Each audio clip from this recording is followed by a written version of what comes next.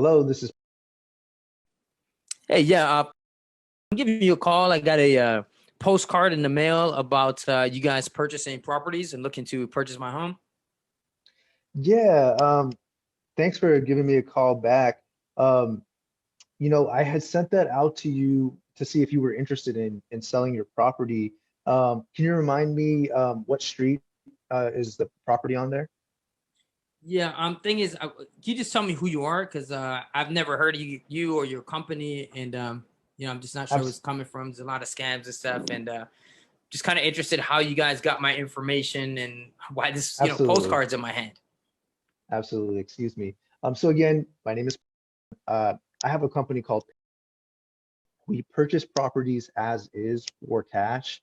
And the great thing is there's no realtors, there's no commissions of any kind. We literally just purchase it as is for whatever the agreed upon price is. The reason I sent you that postcard really was just to find out if you were thinking about selling, and if so, if maybe there was a price that we could find that would work for both of us. So again, Um, thank you for your go ahead. well, yeah, I mean, I'd be interested in selling, but obviously, I'm not going to give away the property. So, how much were you guys looking to pay? Yeah, absolutely. So the reason I was just asking you for the street name is, I to be honest, I send these out to a few hundred properties at a time. So I just wanted to look up the property address real quick. Can you remind me the address there? Uh, Wait, so you guys don't know my address? So, But you sent. the thing is, yeah, I mean, so how this works is, I purchase a few properties per month. Um, I'm able to purchase one or two more, but usually I'll contact properties in a certain zip code. So I sent those to you, but you calling me back right now, I don't know that exact property right now. So that's why I was just asking for the address. Does that make sense? Oh, okay, yeah, yeah, okay, that makes sense. So the address is 123 Main Street. Okay, 123 Main Street. Okay, let me see here. Okay, yeah, perfect. So, I'm just pulling it up. I'm looking at it here online. I see that it's a three-bedroom, two bath. Looks like it's about 1,500 square feet. Is that accurate? It is a 3-2, 1,500 square feet. I'm not sure the exact square footage. Okay, no worries.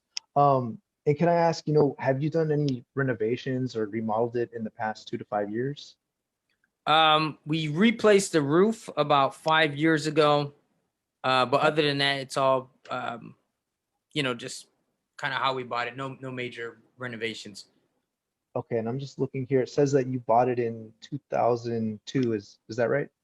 Let's see, 2000. Yeah, 2002. Okay, gotcha. So the roof has been redone otherwise, pretty much as it was. And are you all like living in the property right now? Or are there renters? Is it vacant? Right now we're living in the property. Yeah. Okay, living in the property. Is it anything need attention, would you say, in terms of like plumbing, electrical, the floors, anything that comes to like windows, anything need We attention? get tile floors, windows, original windows, but it's in pretty good shape. Okay. So overall, it's livable. It's fine. Okay. Cool. I appreciate you sharing that with me.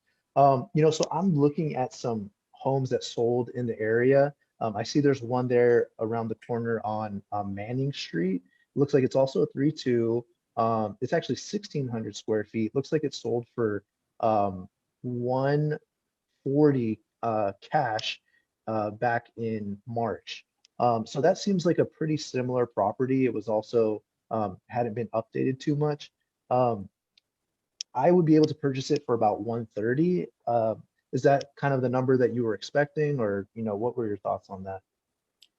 Um, I'd have to look into it a little bit more. I've got a cousin Uh-huh. who's a realtor, and I haven't talked about it too much, but he's a good guy. He's probably going to give me top dollar. So, is that going to be that 130? Is that going to be the best that you guys can do? Um, you know, if I can actually get eyes on it, or if you could send me some photos, it's possible that there could be some flexibility. But I do have to say that I am going by the fair market price. So this is the amount that other investors who pay a cash amount, that is the fair price. So, there could be a little bit of wiggle room, but more or less, I'm offering you, what anybody else generally would pay in the same condition. But I completely understand where you're coming from. What I would say is what I'd love to do, and I'm sure you have, you know, family members or other people you want to discuss this with. I'd love to just send you just an offer so you have it in front of you. You can show it to whoever needs to see it and have it there. Is there a good email address just to send that to you? Yeah, you can send it to Okay. Mike123@gmail.com. Okay. Okay, perfect. Yeah, I'll send that over to you. It all also has some more information about me. And yeah, I really do appreciate your time. I'll send that over to you. Thanks, Mike. Okay, great. Thanks so much. All right, bye-bye. All right, let's give it up, guys. I know everybody's mic's off, but let's give it up. And I got some notes on here, man. Some good things, some things I would improve on a little bit. And I'm gonna give it to you straight. So first, let's get some feedback from you guys in our chat, or if you guys want to unmute and let me know, what did you guys think? What did you think was done well? Where could we improve? Anything that you saw missing that maybe I missed, maybe I didn't see, and start filling that in the chat for me. It's getting a little bit dark here. I'm gonna adjust my lighting really quickly while you guys throw that in there. Cynthia, so let's see what you just said. You said, okay, you didn't go too deep on the property itself. So I would agree with that. You could go a little bit deeper on the property, but again, I think that's secondary. I would have gone a little bit deeper into the person, into what their maybe situation is, and again, their motivation. So Cynthia, I think, is correct when she's talking about you did not find out the motivation or the timeline. And the way I usually phrase it is, why might you want to sell, and what's your timeline looking like? That time, if they don't answer the motivation question initially, when you ask the timeline question, it kind of can get you to that level. Because if someone wants to move in 30 days versus someone who's like, nah, I don't know, I'm just kind of seeing what's out there, that will tell you something about their motivation, and then you can kind of dive deeper into that.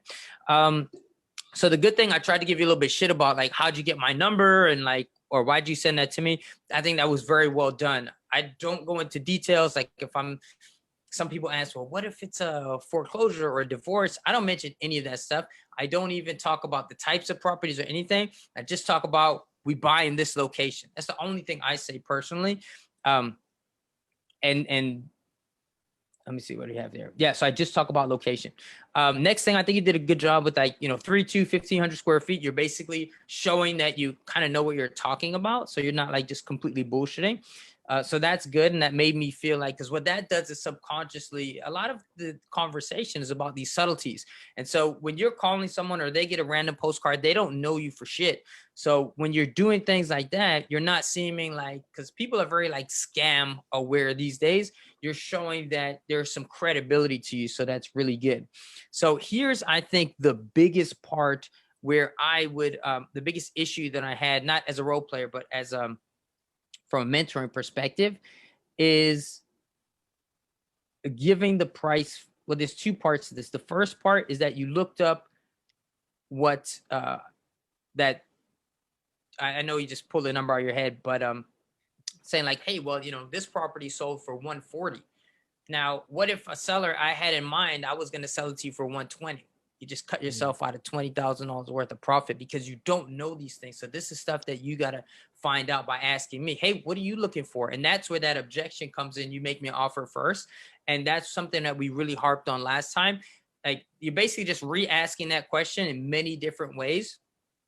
And the way I kind of teach is, when you read the Overcoming Objections ebook, you'll see there's basically like 3 ways to rephrase that question. And you also want to do it in a very nonchalant way where it's like not a big deal. Hey, man, I just want to get a ballpark. The other thing we talked about is if they're asking you and they keep saying, you give me a number, you give me a number. It's like, I just need to collect the data. All I'm doing is collecting the data.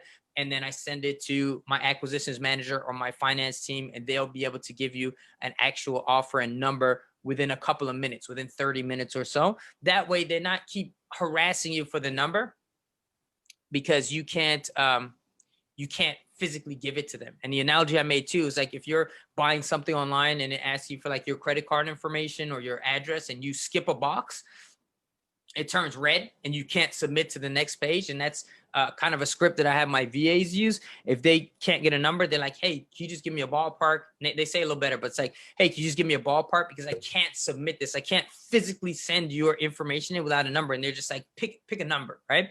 So that's another thing. I like that you talked about making offers or buying properties every month, because that invokes a little bit of FOMO. So now they're like fear of missing out. So they're like, okay, this guy's definitely buying property. It's not like he just wants mine, right? So I have to give him an offer. But so I wouldn't mention the sales price of any other property unless it really makes sense. Like if the neighborhood, it's selling 200,000 and then there's a property for 90,000, well then yeah, you can mention those. But I would still get my expectations first before bringing that up, because if it's a situation where like it doesn't serve you either way, right? Like if my expectations are more, let me see if I'm saying this right. My expectations are more, then like it just, I don't know how to say it. It just really doesn't help you out really either way. And then you gave the asking price off the bat, which I would say is the biggest thing not to do. You always want to get the offer price first. And I know it's like a mock place. You kind of like put it out there a little bit fast. You would obviously be doing even more research, but you always want to get that number from them first. Again, if you throw out, first of all, if you say something else sold for 140 and you're offering me 130, I'm instantly like, this guy's trying to screw me. That's just the first thing that comes to mind. Or it's going to be like, well, you threw out the number of 140. Even in that book, Never Split the Difference, he even talks about it in the context of, what is the context? Going in for a job interview. And he's saying like, if you want to make one, what's the example? I'm trying to remember this before I mess this up. But he's saying like, let's say if you want, you have a number in mind of $170,000 you want for your salary.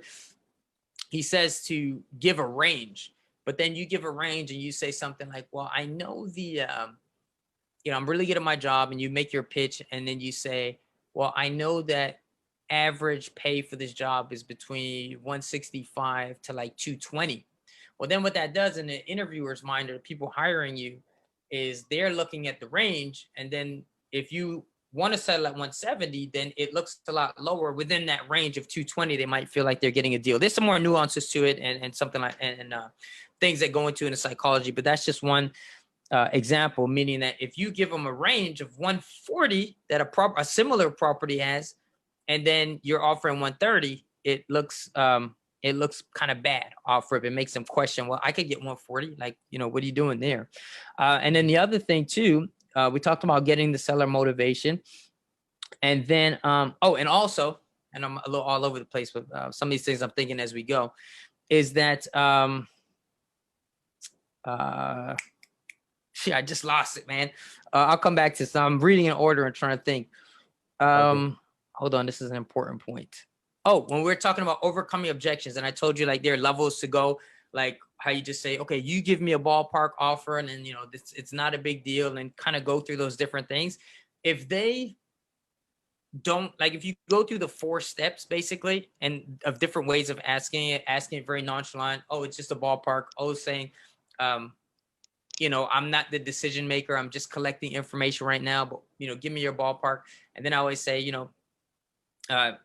express them. Listen, tell them what you do. At some point, all right, let me start over.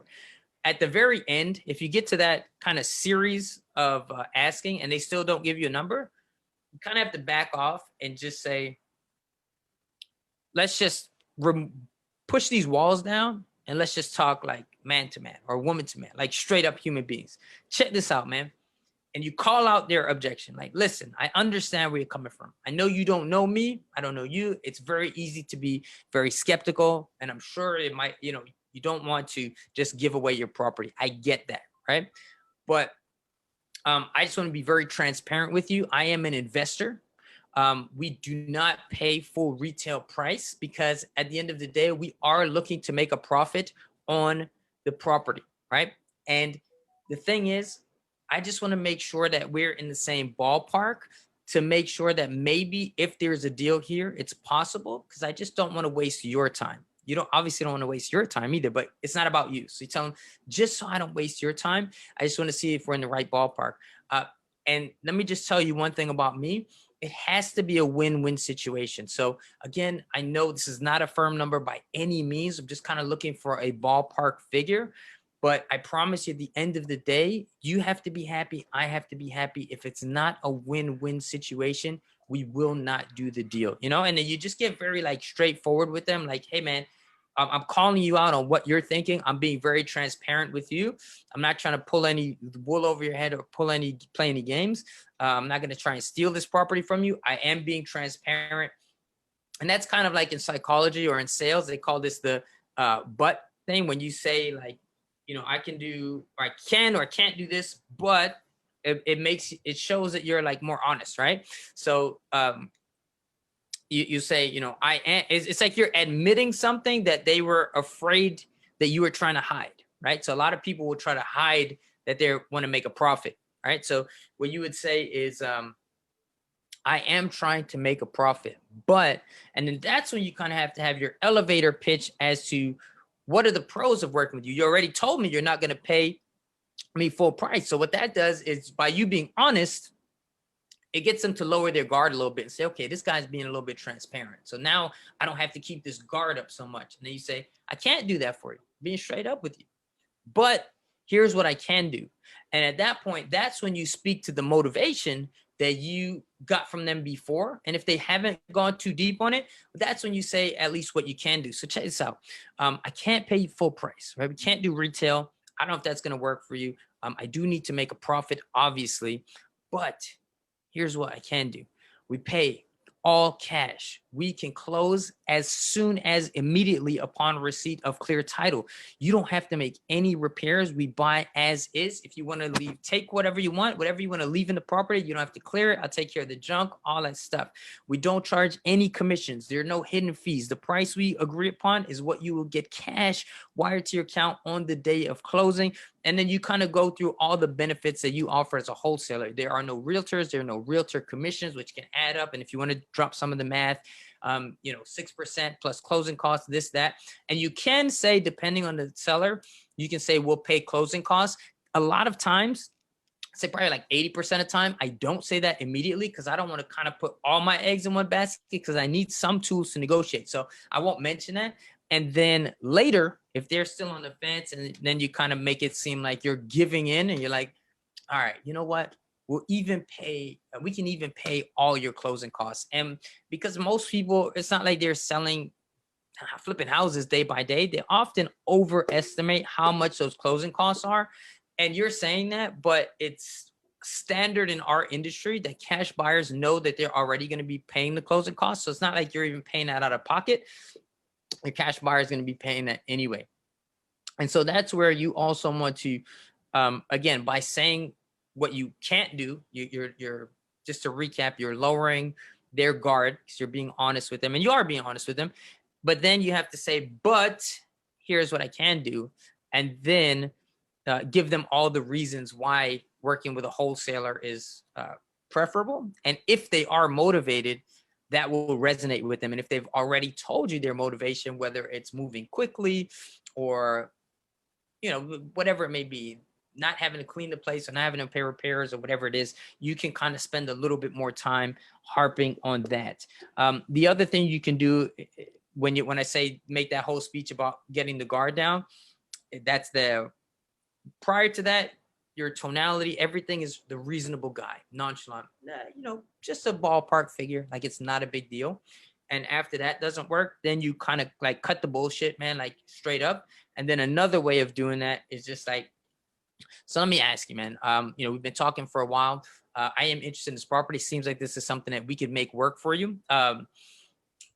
Geez, now I'm forgetting this guy's name. Never Split the Difference. Chris Voss, the author, the FBI negotiator, he talks about certain power words. One of those words is fair. I believe you use that, but also you said this is like the fair market value. I wouldn't necessarily say this is the fair market value. I'm sure there's scenarios where that could make sense, but also, it's a mock call, so we weren't really talking numbers.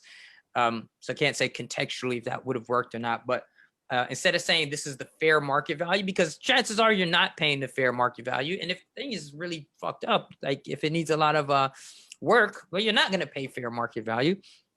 So what you want to say is, I want to make you a fair offer. That's a little bit different. But the word fair is one of the most, and Chris says, this is not my words, but Chris Voss says the word fair is one of the most powerful words that you can use in negotiating. He even says, another way that you can use this tactic is, if any, hey man, and this is another way to call out objections, by the way. He says, hey, if anything I'm saying to you right now doesn't feel fair to you, just let me know. And again, that opens up the whole, lowering their guard, feeling like they're dealing with an honest person, and you're putting it on them. Like, hey, let me know if you don't feel it's fair. And most people feel very awkward about telling you that you're not being fair also. So that's another thing. But then ultimately you can get to a point where just say, hey man, we talked for a while. Thanks for sharing this, blah, blah, blah. Now I can't make any guarantees or any promises. We are looking at a couple different properties, but based on everything you told me, I think this would be a good deal that can work for us. And I think we can get you a fair offer, fair cash offer that will work for you. We could close this thing out, ASAP, basically. So let me ask you, what's it going to take to get this deal done? What number do you need me to send to my manager or to send an offer so we can do this deal today? And when you put it like that, it's less of like, I'm going to send you an offer, check it out, get back to me again, which is not bad. But it's a little bit better when you get them to kind of verbally agree to something. And then whatever they verbally agree to, just remember that that's never going to be their first option. So if they say 130, it's not like 130 is their actual number if they're just verbally agreeing to that on the phone the first time. So you just say 130. Okay, well, just so you know, I can't make any promises. My finance guy's going to run the numbers. And even if you are a one-man situation, you could still say that. Or you could say, I'll take this back to my team or take it back to my partner, or I'll run the numbers, which I prefer to go the team route or partner route, but you can do that. And I'll answer that question in 1 second. And then at that point when you're just like, hey, you don't say cut the bullshit, but your tonality is not aggressive, but that's essentially what we're getting out of them. Hey man, let's just stop playing this game, man. Like, we know all the games and I say this, say that. You don't have time for that. I don't have time for that. Like, I'm not saying this verbally, but my tonality is saying like, what do you need? If I could do it for you, I'll do it for you. We'll both be happy. If I can't, I'm just going to tell you straight up, I can't. And that's what it is. And then people don't feel like you're trying to play games with them. Does that kind of make sense? Yes. Okay, cool. So those are kind of my feedback. I'd say the biggest, like, everyone has given some stuff. Like I said, a lot of really good stuff in there. Sound good. I think tonality, all that stuff's pretty on point. But if there was one thing to take from this, it is do not give the number first. And then also, you kind of want to get their motivation, and then remember to state your USP, basically your unique selling proposition, or in this case it's buying, but you know what I mean? You still, as a buyer, you're selling your services. So your unique selling proposition is like, hey, and again, your unique selling proposition is basically, I pay cash. You don't have to do shit to the property. We close fast. That's not desirable for everybody, but you're trying to match to the demographic, your target market. So in that vein, if somebody is motivated, those things should be enough. And if it's not, they're probably just not motivated. And then at that point, you can give other options. A lot of people ask me stuff. They're like, hey man, do you do lease options? Do you do subject twos? Do you do this, that? And I've done some lease options. I don't do subject twos. Maybe at some point I will. I think it's probably a tool that I could take advantage of. But my point is, even if you are doing these different strategies, it all starts the same. The prospecting starts the same. The conversation is the same. So even if somebody's not down for a wholesale deal, in my case, there's a good chance that I'm probably leaving money on the table. I could probably do like more lease options and stuff like that. But you can offer terms. For me, the way it usually goes is that most people don't know this, but I think you guys do. My mom's a realtor. So I don't mention it at first, but I always say, listen, if it works, and that's another way that I lower the guard. Let's say, if this works for you, if you're trying to get out of this quick cash offer, all that stuff, we'll do that. And if they're really like, no, say, listen, if there's any way I can help you, if you need help, I know the best. And this is another thing too. Richard Branson talks about this. Is like, damn it, I'm forgetting the quote, but he's basically like, you always say yes. Whatever somebody needs, a guy, and because we're problem solvers at the end of the day. So if someone needs a moving company, you say, I can put you in touch with the best moving company in Broward County. If you don't know any movers, as soon as you get off the phone, go to Google, search up moving companies in Broward County, look at all the reviews, look for the most reviews, look for 5-star reviews. That's the best company in Broward County based on 100,000 reviews. You didn't say they were like your cousin, so help them. So in those cases, I usually say, well, I can put you in touch with, if you are looking, if you, and then I also, the way I say it, I kind of like, I don't say it in a very positive way. So it's like, well, you know, if that doesn't work for you or something, if you don't mind fixing the property up and maybe waiting 6 months and, you know, all these different things, if that's okay with you, I can put you in touch with like a really amazing listing agent, whatever. And so I end up being a source of lead generation for my mom for listings. But but that's what I'm saying. It's another, you can still from there do other things, just depending on where you want to go. But also that's a way of me letting them know, like, I can get you top dollar, but just know that you're going to be doing all this other shit. You're going to be waiting a long time. If you don't mind paying 6% commission, if you don't mind waiting 6 months, if you don't mind fixing up the property and fixing this thing you told me was broken and putting in the new AC and doing the driveway, if you don't mind that, you know, I'll put you in touch with my a great listing agent, right? And then some people at that point wanted to list, but then that wasn't the right person for me anyway, because I could never make those numbers work. You can't make people who aren't motivated take a wholesale deal. All right. So do you guys have any other input? That was a great call. If you guys have any other input or suggestions or feedback, feel free to drop them.